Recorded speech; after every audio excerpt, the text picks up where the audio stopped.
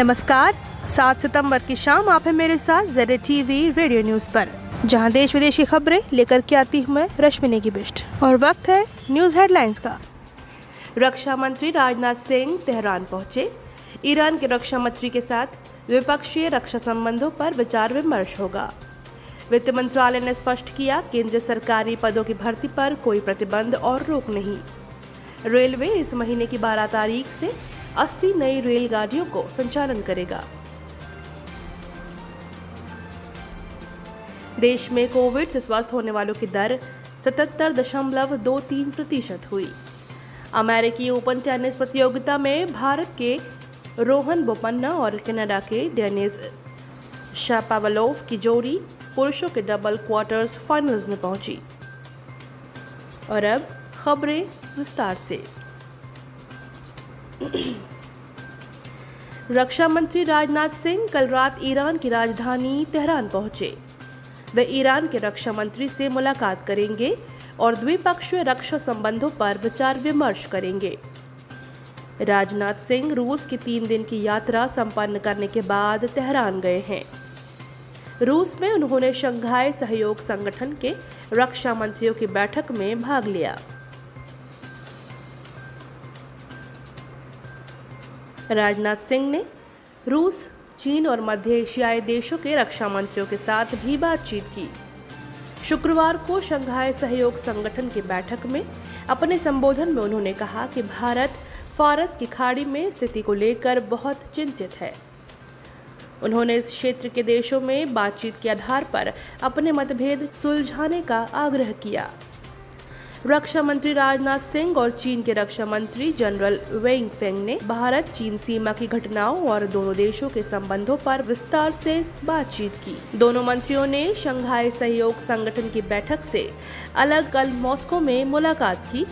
राजनाथ सिंह की शंघाई सहयोग संगठन में रक्षा मंत्रियों की बैठक में हिस्सा लेने के लिए 3 दिन रूस यात्रा पर मॉस्को में थे। रक्षा मंत्री कार्यालय के अनुसार राजनाथ सिंह ने इस बात पर जोर दिया है कि चीन के सैनिकों की बड़ी संख्या में तैनाती, उनका आक्रामक व्यवहार और यथास्थिति बदलने की एक तरफा कोशिश चीन की सेना की कार्यवाही द्विपक्षीय समझौतों का उल्लंघन है। पिछले कुछ महीनों में भारत चीन सीमा क्षेत्र के पश्चिमी सेक्टर में गलवान घाटी सहित वास्तविक नियंत्रण रेखा पर घटनाक्रम को लेकर भारत की स्थिति के चीन के रक्षा मंत्री को अवगत कराया। राजनाथ सिंह ने सलाह दी कि चीन को द्विपक्षीय समझौतों और प्रोटोकॉल के अनुसार पेंगोंग झील और सीमा क्षेत्र के तनाव दूर करने सहित सभी संघर्ष वाले क्षेत्रों को पूरी तरह से तनाव मुक्त करने के लिए भारत के साथ मिलकर काम करना चाहिए। उन्होंने कहा कि वर्तमान स्थिति से जिम्मेदारी से निपटना चाहिए और किसी भी पक्ष को ऐसी कोई कार्यवाही नहीं करना चाहिए जिससे स्थिति खराब हो या सीमा क्षेत्रों में तनाव बढ़े। उन्होंने चीन को इस बात से भी अवगत कराया कि दोनों देशों को राजनयिक और सेना चैनलों सहित बातचीत जारी रखनी चाहिए ताकि वास्तविक नियंत्रण रेखा पर पूरी तरह तनाव दूर हो सके और शांति बहाल हो सके।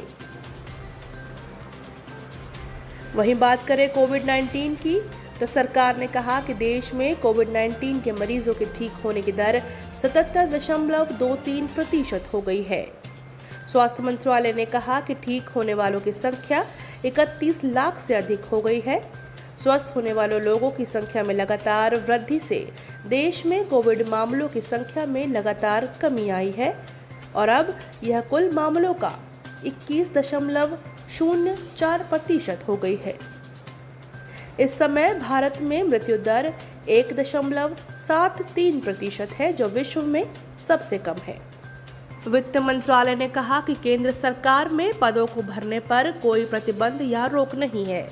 कर्मचारी चयन आयोग, संघ लोक सेवा आयोग, रेलवे भर्ती बोर्ड सहित अन्य एजेंसियों की भर्ती प्रक्रिया बिना किसी रोक के जारी रहेंगी। वित्त मंत्रालय ने व्यय प्रबंधन के लिए आर्थिक उपायों पर व्यय विभाग के जारी परिपत्र पर स्पष्टीकरण देते हुए कहा कि यह केवल अंदरूनी प्रक्रिया के लिए पद सृजित करने से संबंधित है। इस परिपत्र का भर्ती पर कोई असर नहीं होगा और न ही इसमें कोई कटौती होगी। भारतीय रेल इस महीने की 12 तारीख से 80 नई विशेष रेलगाड़ियों का संचालन करेंगी। रेलवे ने बताया कि नई गाड़ियों के लिए बृहस्पतिवार से आरक्षण शुरू होंगे। ये रेलगाड़ियां देश भर में चल रही 230 रेलगाड़ियों के अतिरिक्त होंगी। रेलवे बोर्ड के अध्यक्ष विनोद कुमार यादव ने बताया कि आरक्षण की मांग और प्रतीक्षा सूची पर रेलवे की नज़र है। उन्होंने कहा कि आवश्यकता पड़ने पर और रेलगाड़ियां जल्द शुरू कर दी जाएंगी। परीक्षाओं और अन्य उद्देश्यों के लिए राज्य सरकारों के अनुरोध पर और रेलगाड़ियां चलाई जाएंगी।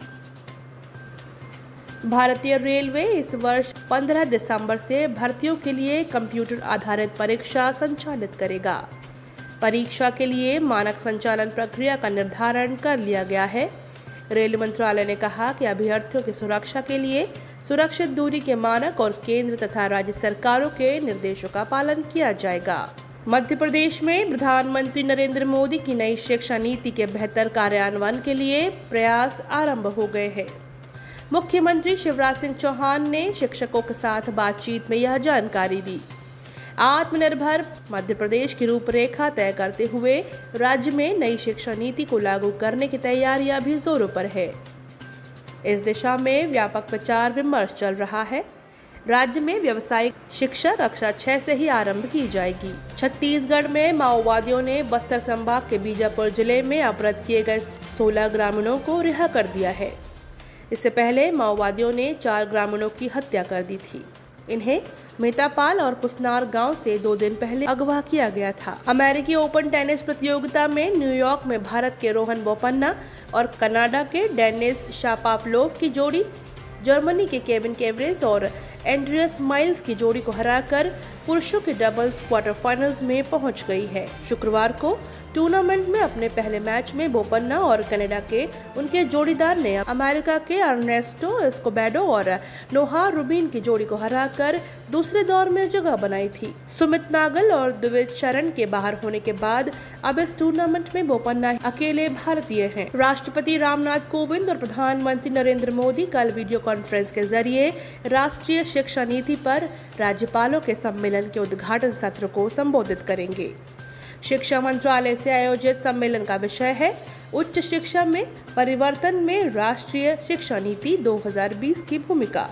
केंद्रीय कृषि और किसान कल्याण मंत्रालय ने कश्मीर घाटी में मृदा जांच प्रयोगशालाओं में सुधार के लिए 4 करोड़ रुपए की स्वीकृति दी है।